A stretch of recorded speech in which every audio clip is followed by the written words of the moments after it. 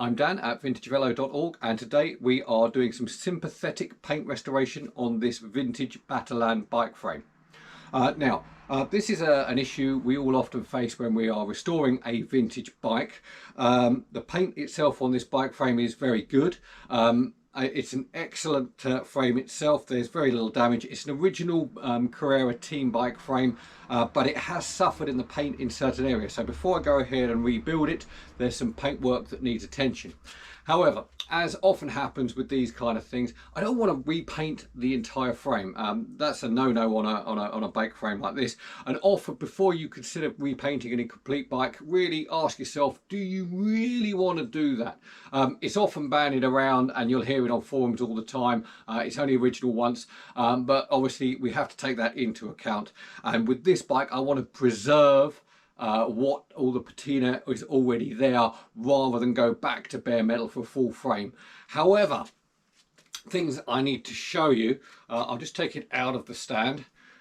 What we have here, if I bring it in close, just under here, we have a lot of paint damage here. The rest of the frame is fine, just needs a clean up, but this patch here is very, very bad. What's happened, I would say, let me get that in there again, it's just around here. Now what's happened to that area is, being an ex-team bike, the rider on here, he's sweated a lot. This actually was Guido Bontempi's sprint bike frame that he had, and he was a multiple Grand Tour stage winner. And what you get on a bike like this, there's not an awful lot of paint, it's quite thin. He's obviously sweated, it's formed underneath here in droplets and things, hasn't been cleaned off properly, and it's damaged that paint under there. And as we saw, now I might even be tempted to leave that as part of its history, but someone has then attempted to repaint that area with a bit of hand paint white. And again, with a bike like this, it's a fade colour, obviously you've got blue, white, red, and around here, although it looks white, it's an off-white, which is why the touch-up paint stands out so obviously. So what we are going to do, we are going to deal with that area. We're going to very gently flat the whole bike back and then clear coat it. It was originally clear coated, it's lost a bit of that luster, but what I want to do is preserve what we have and then just make it pop a little bit more.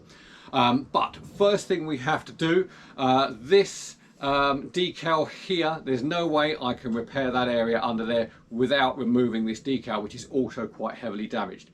Now before you do that, make sure you can get replacement decals. I've already got mine, really good quality ones from Velocals in the States. They do a great job, highly recommend them, but that's ready to go. I've already checked the colors and the fitting, so it's absolutely fine.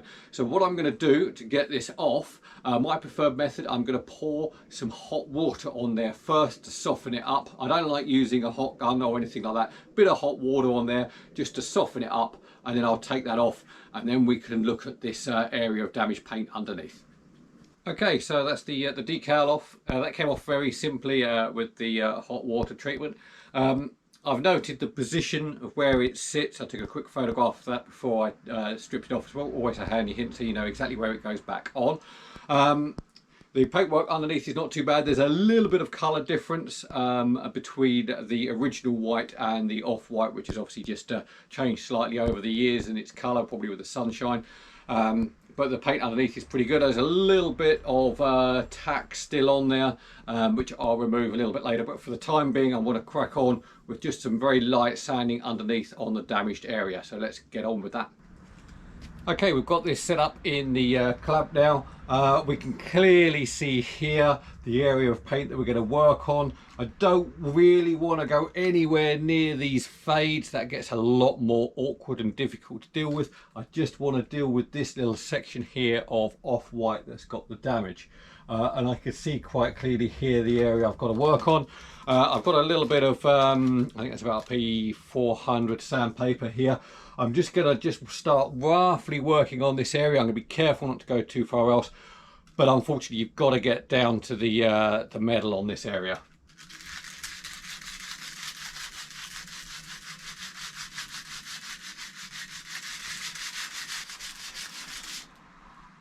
Yeah, as expected, didn't take long. We can see here, that's rust. No doubt about it, that's been covered up with a bit of white paint. So I'm gonna have to go a little bit further with the paper just to get that back to shiny metal.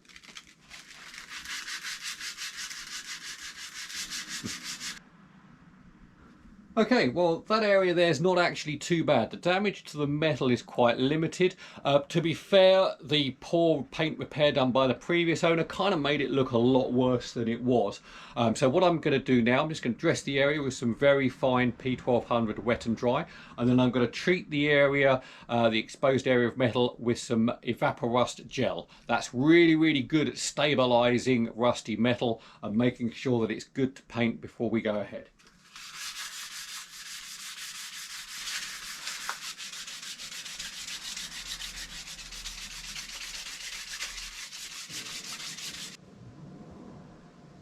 That's a little bit of evaporust going on there. Leave that on there for a couple of hours, let it do its thing, then we'll clean that off, and then we'll look at just getting some paint on this little area. Okay, so this area is now ready for paint. I've cleaned up the whole area. I've wiped it all with Spirit. I did check just on the underside of a chainstay to make sure there was no adverse paint reactions with any of the products that I'm using on the frame today. And as ever, before we paint, doors, windows open, dust-free environment, and full spraying mask on. No little covers, just go for the full thing. They don't cost much on eBay, but they really protect those lungs.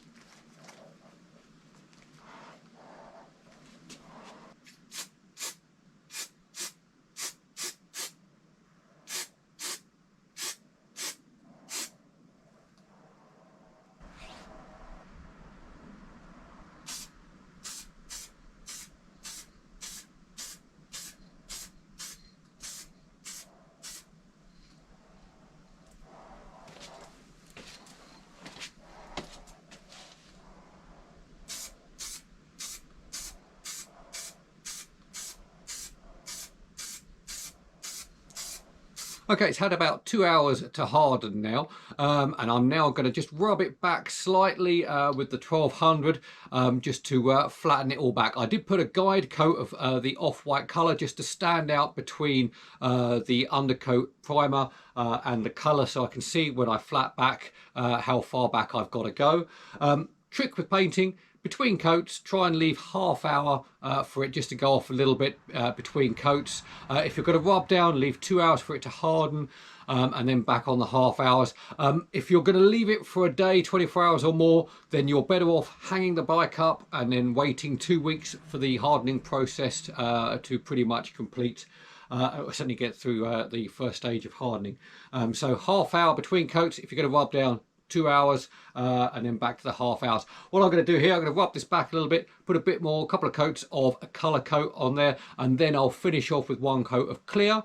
Once that's all on there, not going to put the decals on. I'm going to hang it up for 2 weeks. Just let that hardening process do its thing. Then I'm going to put the decals on there and then clean up and finish off the rest of the frame. But we'll come back to that in a bit. For the time being, let's get on with the rub down.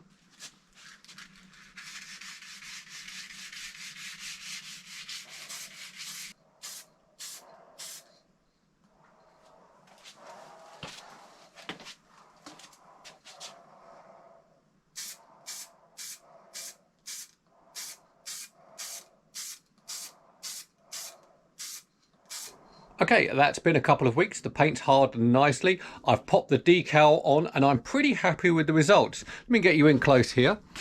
So here we go. Decal is back on and the paint repair there has gone very, very well. I am very happy with that. Overall, that is as good as I could possibly expect for not painting an entire frame. Obviously, with a frame like this is all about a localized paint repair, and getting that color match on an off-white is always a bit of a challenge, but overall I am very happy with that. Obviously, we're not painting the whole frame. technically that's kind of much easier because you haven't got to worry about color matches or anything like that, and you can take it all back. You can kind of go for perfection, which is a little bit more straightforward in many ways, a lot more work, but more straightforward than trying to get a good paint match and not destroy the character of a vintage bike, especially a bike like this. It wears its scars from its days in the pro peloton, and I didn't want to ruin any of that character. So it's still got like little splodges of touch-up paint, things like that here and there, scratches. I'm not getting rid of any of those. Next stage, just to preserve what is already here, so no rust or anything gets any worse, or paint damage gets any worse. I'm just going to very carefully take it back, rub it back, just to get rid of the sheen with some P1200 wet and dry, and then a couple of coats of clear coat just to preserve the patina that we already have here. So let's get on with some rubbing down and a little bit of clear coat.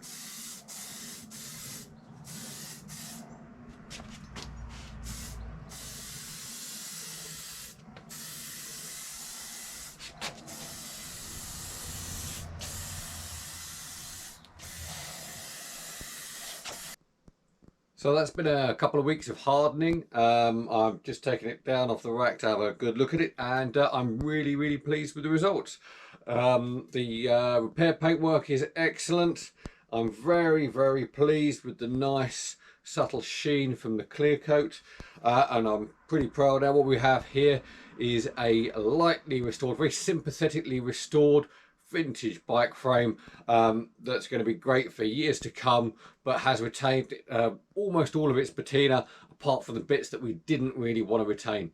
So what will happen now, this is going to hang back up for a few more weeks just to be certain, and then I'll give it a nice wax before it's built up with a full C record component set, and then it's back out on the road. But that's for another video. I hope you enjoyed this one. Do like and subscribe for more vintage bike building, riding, and anything that's to do with cool bikes. Thanks a lot.